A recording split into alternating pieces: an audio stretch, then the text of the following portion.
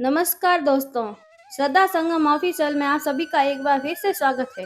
आज हम बात करेंगे एक ऐसी एकादशी की जिसके बारे में कहा जाता है कि यह इंसान के अनजाने में किए गए बड़े से बड़े पापों को भी मिटा सकती है और अपार धन संपत्ति का वरदान देती है। जी हाँ, हम बात कर रहे हैं अपरा एकादशी की, जिसे अचला एकादशी भी कहा जाता है। आप सभी को इस पावन दिन की हार्दिक शुभकामनाएं। दोस्तों, युधिष्ठिर के पूछने पर स्वयं भगवान श्री कृष्ण ने बताया था कि ज्येष्ठ मास के कृष्ण पक्ष की यह एकादशी अपरा इसलिए कहलाती है क्योंकि इसका पुण्य अपार है, चाहे वो ब्रह्म हत्या का दोष हो या फिर दूसरों की निंदा करने का पाप। इस व्रत के प्रभाव से हर तरह की नेगेटिविटी और कष्ट दूर हो जाते हैं। जो लोग करियर में रुकावट महसूस कर रहे हैं या धन की कमी से जूझ रहे हैं, उनके लिए यह व्रत एक नई उम्मीद लेकर आता है। चलिए अब सुनते हैं कि इसकी वो पौराणिक कथा जो हमें सिखाती है कि भक्ति की शक्ति कितनी बड़ी है।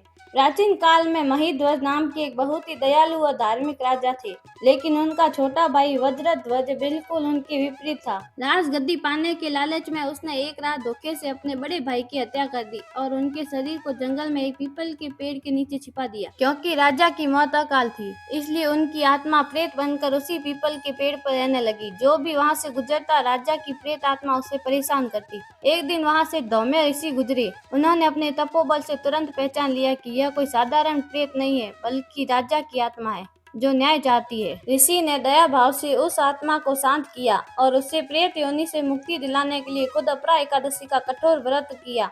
उस व्रत का सारा पुण्य उन्होंने राजा को दान कर दिया। पुण्य मिलते ही राजा प्रेत योनि से मुक्त होकर दिव्य रूप धारण कर स्वर्ग लोक चले गए। अब कथा तो हमने सुन ली, लेकिन कुछ जरूरी बातें हैं जिनका इस दिन ख्याल रखना बहुत जरूरी है। एकादशी के दिन चावल खाना सख्त मना है। माना जाता है कि इस दिन चावल का सेवन रेंगने वाले जीवों की योनि की ओर ले जाता है। आज के दिन नाखून नहीं कटवाना चाहिए, बाल नहीं कटवाने चाहिए, बाल धोने भी नहीं चाहिए। अपने मंदिर को साफ रखें। गंदगी से वास्तु दोष बढ़ता है घर में और लक्ष्मी जी का आगमन रुक जाता है। सबसे जरूरी बात, अपनी जुबान और सोच पर कंट्रोल रखें। किसी की बुराई या झूठ बोलने से व्रत का फल नहीं मिलता। तो दोस्तों, ये थी अपरा एकादशी की महिमा। उम्मीद है आपको यह जानकारी और कथा अच्छी लगी होगी। कमेंट में जय श्री विष्णु जरूर लिखें और अगर आप चैनल पर नए हैं तो श्रद्धा संगम ऑफिशियल को सब्सक्राइब करना न भूलें, ताकि ऐसी ही दिव्य कथाएं आप तक पहुंचती रहे। धन्यवाद।